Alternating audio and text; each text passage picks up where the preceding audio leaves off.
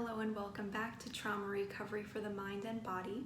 In this short video, we are going to have an overview of our general scope of our workshop, as well as explore some of our learning goals, and we'll even touch on the different parts that our workshop is going to be broken up into. So to begin with, as an overview, if you're already here, then you know that traumas affect the mind, but traumas also affect the body. And in this way, they are inextricably linked. A trauma that affects the body affects the mind, and a trauma that affects the mind affects the body. It can literally start to bleed into every aspect of our lives. So we need mind and body interventions for our traumas. Over the course of our workshop together in its entirety, we are going to understand neurology and how it impacts physiology, our bodies. We're also going to learn how to turn on the parasympathetic response, which is the nervous system reaction that brings us from fight or flight back down into rest and digest.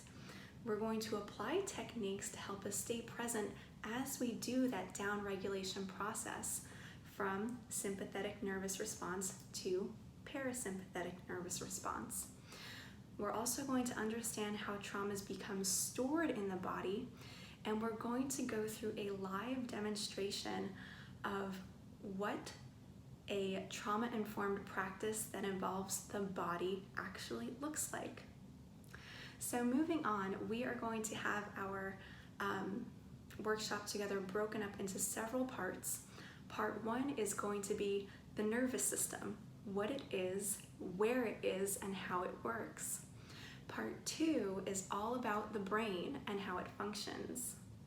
Part three is going to be our basics of trauma and how traumatic experiences are processed. Fourth is the role of the body in trauma and, more importantly, in trauma recovery.